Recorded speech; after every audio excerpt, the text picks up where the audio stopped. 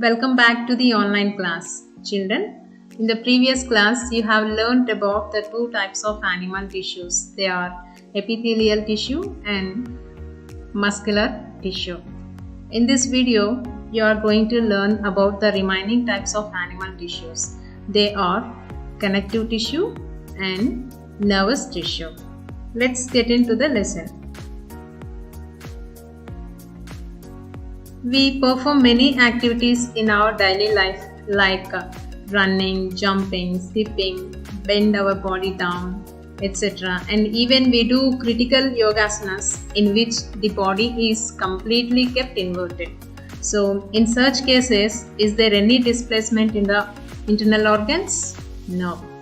The internal organs located at specific places because there is no displacement in organs due to a type of tissue, that is connective tissue. So what is a connective tissue? The tissue that connects different tissues and gives structure to the other tissues and organs is called connective tissue. What are the functions carried out by this tissue? Let's see the functions. It helps in binding the other tissues and organs together, and also it provides a framework and support to various organs in the body, and they connect organs and muscles.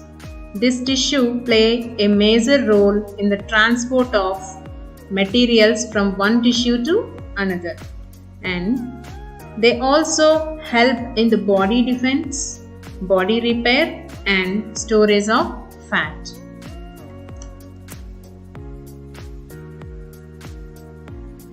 There are different types of connective tissues, each performing a different function. Connective tissues can be divided into three types, depending upon their density and cellularity. Let's see the mind mapping of this connective tissue. The first one is loose connective tissue. Second one is dense connective tissue. The third one is the specialized connective tissue. Each one of them have again different types of tissues. Let's see them. Areolar connective tissue and adipose tissue. These are the two types of loose connective tissue. Next, coming to the second one, tendon and ligament are the two types of dense connective tissue. Coming to the third one, cartilage, bone and blood are the three types of specialized connective tissue. Let's begin with the first one, that is loose connective tissue. Observe these images. You can see here loosely arranged cells and fibers in a semi-fluid substance which is distributed all over the body and support tissues and organs from strain and displacement. Here in this image, the cells are loosely arranged, and here the fibers are, we can see these fibers in a semi-fluid substance. They provide support to the tissues and organs.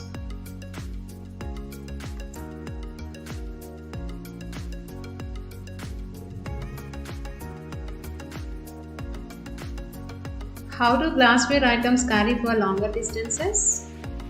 All the glassware items wrapped in a tissue paper and placed them in small blocks of this cardboard box. So we packed them in such a way to ensure it arrives in a perfect condition without any breakage. So the same job, that is nothing but packing and keep the organs in place, is done by a type of connective tissue, that is areolar tissue. So look at this image of this areolar tissue. The cells of this tissue are called fibroblasts. These are the main components in this type of connective tissue. We can see this type of connective tissue around the blood vessels and nerves. Now let's see the functions of this areolar tissue. Fibroblasts secrete fibrous material which helps the other tissues in position. It helps in packing and keep the organs in place. The cells also help in repair of the tissues when they are injured. The muscles in our body are attached to the skin and bone by this type of areolar tissue. Let's coming to the second type of loose connective tissue, that is adipose tissue. It is present beneath the skin and between internal organs, so it serves as a supportive framework for epithelium. And it contains fibroblasts, macrophages and mast cells. The cells of this tissue are specialized to store fat and filled with fat globules. You can see here in this image, these are the cells. They are filled with the fat, and the excess nutrients converted into fats and having large storing capacity in this tissue. Now I would like to ask you a question based on this. What my question is, why do old people shiver in winter when compared to youngsters? Because they do not have enough fat storage below their skin, as it is wrinkled, and as this tissue acts as an insulator. That means it helps to prevent the escape of heat energy from the body during winter. The second one is dense connective tissue. In this tissue, collagen fibers appear abundantly in the form of bundles in regular or irregular pattern. So here you can see in this first image, the collagen fibers are arranged in a regular pattern, whereas in the second image, the fibers are arranged in irregular pattern. Tendons and ligaments come under this type of dense connective tissue. In the previous class, you have learned that body movement is because of muscles with the help of bones. So, how muscles are attached to bones? They attach to bones by a type of connective tissue that is called tendon. So, this tendon is made up of white collagen fibers which connects the muscle to the bone. Here you can see tendon. This is the tendon which connects the muscle to the bone. And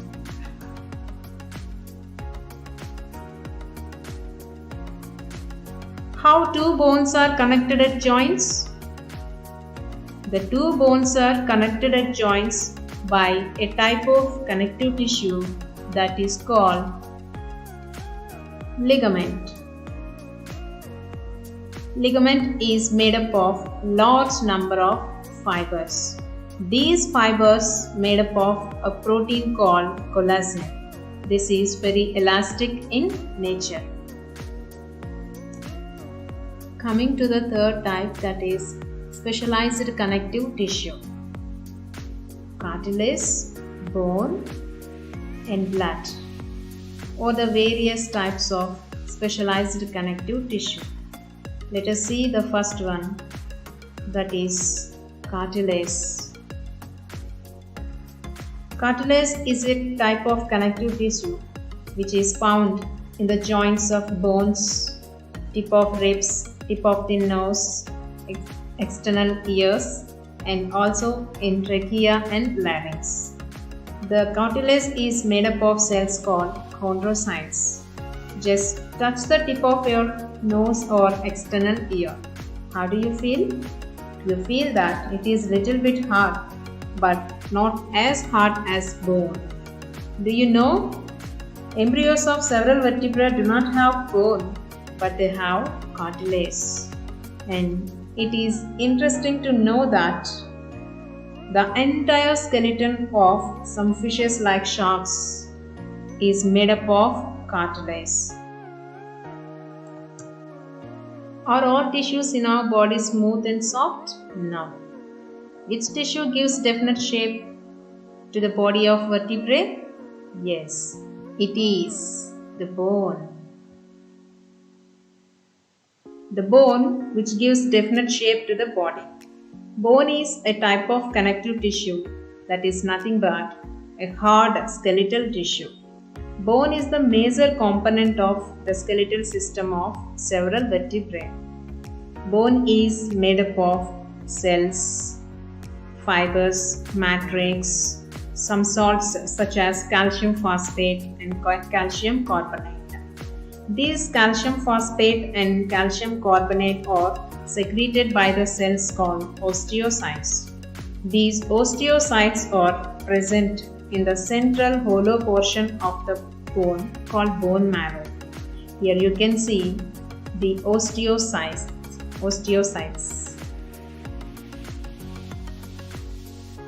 Limb bones such as long bones of the legs serve weight-bearing functions, also interact with skeletal muscles to bring out movements.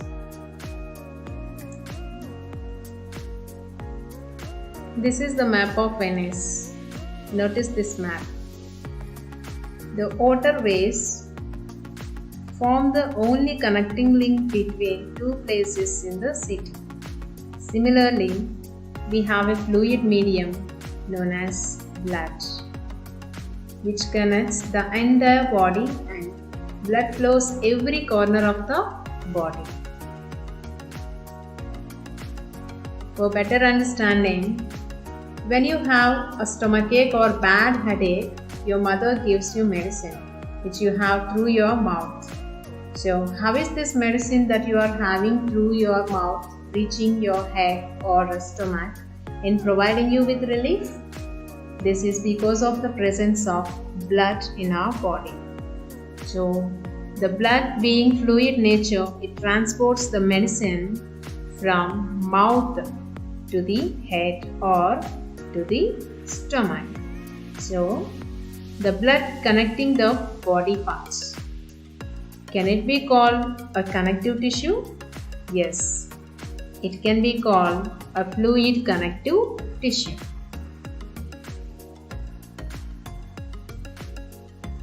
Blood can be separated into two parts.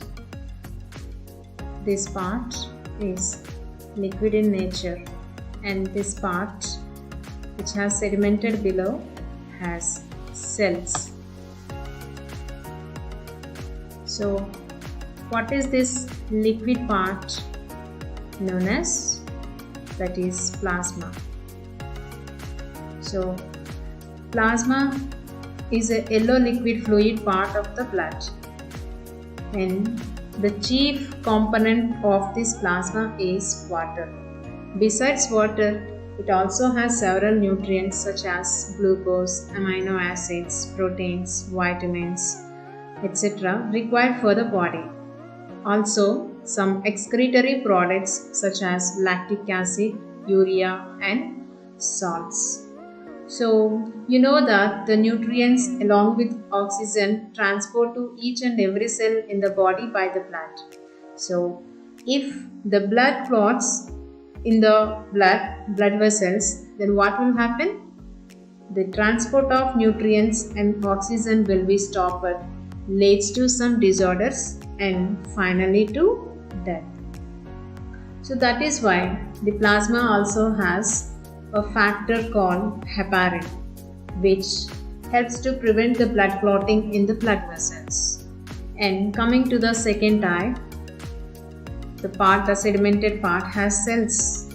The cells can be present in either greater quantity or in lesser quantity. So, red blood cells are present in the blood in greater quantity, and white blood cells and platelets are present in the blood in lesser quantity.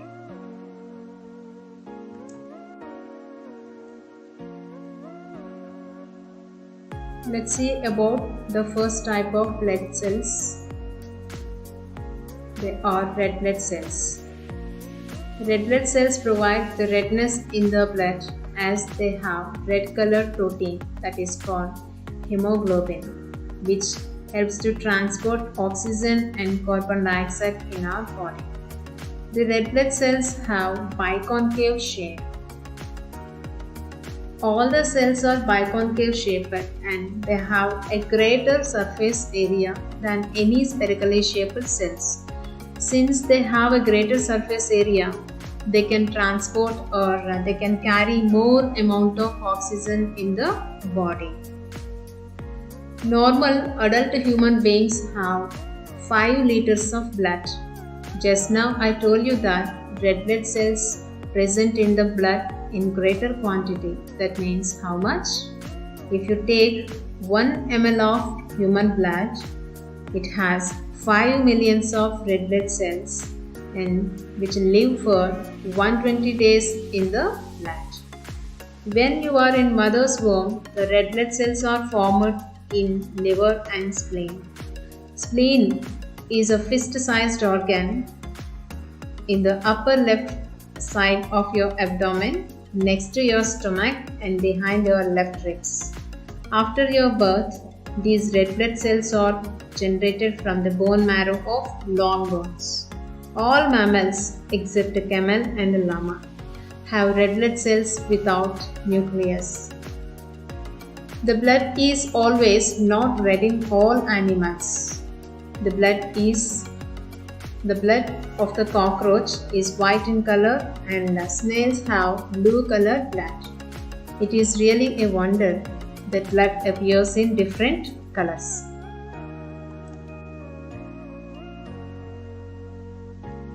The second type of cells present in the blood are white blood cells. These cells do not have a protein called hemoglobin. Hence, they are called leukocytes. There are 2 types of white blood cells, granulocytes and agranulocytes. Let's see the first type, granulocytes.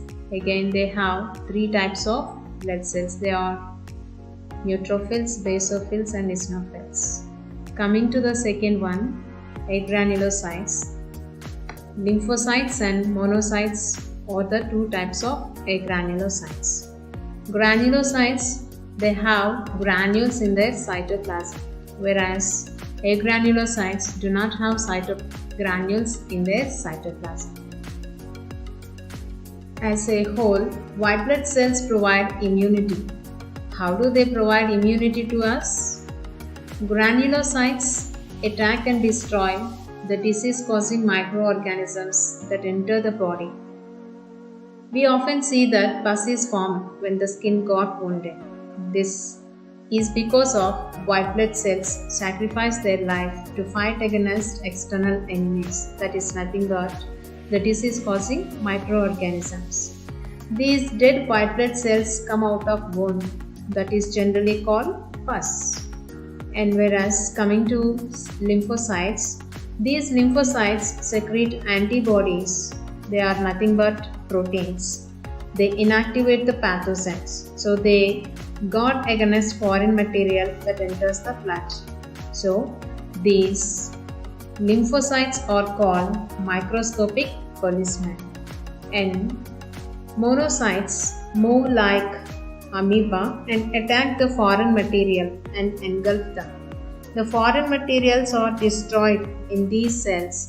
So these monocytes are called scavengers. So these, if you see this, these white blood cells, they are irregularly shaped so that they can reach the most inaccessible places in our body and engulf the foreign particle that has invaded in our body and kills that foreign particle. Thus our body is remain protected. When you fall down, you often bruise your skin and blood oozes out. So, is this blood flow continue? Does this blood flow continue for a long time? No. It eventually stops after some time. So, what causes this stoppage of blood flow? It is because of the presence of third kind of blood cells present in the blood. They are known as platelets. Blood platelets are a separate group of cells which do not have nucleus. So, whenever the blood vessel is injured, these platelets accumulate at the site of injury and form a meshwork which help in the formation of blood clot. So, the clot seals the wound in blood vessel and prevent further blood loss. Here you can see the blood platelets forming a meshwork which prevent the excess flow of blood. Do you know your blood group? Let us find out your blood group. So, to find out your blood group, you need some materials. They are blood identification kit, glass slide, wax pencil, disposable needle. Let's see the components of blood identification kit. It has anti-A serum, anti-B serum, anti-RHD serum, porcelain white plate, wax pencil, needle and instruction manual. Here cotton, 70% of alcohol, toothpicks will not be provided along with the kit component. Now see the procedure. Take a porcelain plate. Draw 3 circles on the plate with a wax pencil to divide the surface into 3 parts as shown here. And place 1 drop of corresponding anti-serum near the edge but within each of the circles as shown here. Choose a finger, usually left ring finger. Clean it with alcohol in a cotton ball and let it dry. Dangle the hand down to increase the amount of blood in the fingers. Press on the bottom of the fingertip and quickly prick the fingertip with the help of a needle. And let 1 drop of blood get into each circle but not touching anti-serum. After putting 3 drops of blood, apply gentle pressure to the wound with a cotton ball and use a toothpick to mix the blood and anti-serum and stir gently.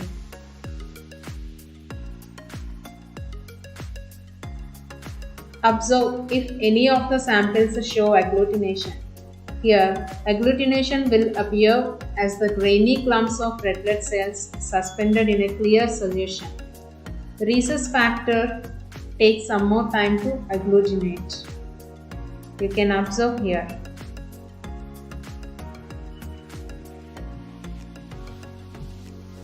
With the help of this given table, you can identify your blood group. So here, what is this blood group? Can you identify?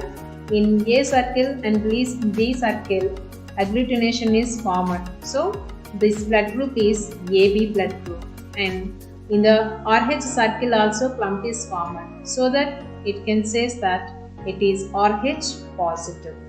So Lance Steiner, a German scientist, identified 4 blood groups in human beings. They are A blood group, B blood group, AB blood group and O blood group. So AB blood group human beings can receive the blood from any other groups. So they are called universal recipients. Whereas O blood group people can donate the blood to any other group. So these people are known as universal donors. And the 4th type of animal tissue, that is nervous tissue. It is responsible for coordinating and controlling many body activities. The nervous tissue consists of neurons. Neurons are the basic structural and functional units of the nervous system. Neuron is the longest cell of the human body. There are millions of neurons in the body. They act by conducting nerve impulses.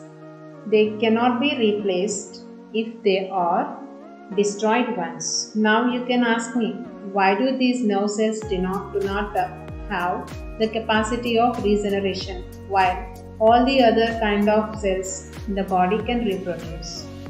If you see in a morphological view, the neurons do not have the cell organelles, that is centrioles, which involve in cell division. That means division of one cell into two using a process called mitosis.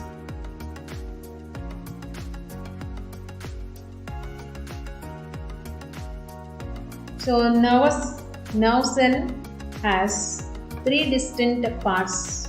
They are cell body, axon and dendrite.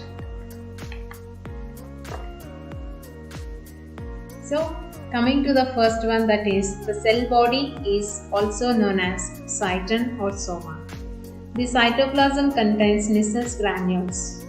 What is the use of these Nissls granules? These Nissls granules are of the rough endoplasmic reticulum and contain free ribosomes. They are responsible for synthesis of proteins which flow along the dendrites and axon and replace the proteins which are broken down during cellular activity.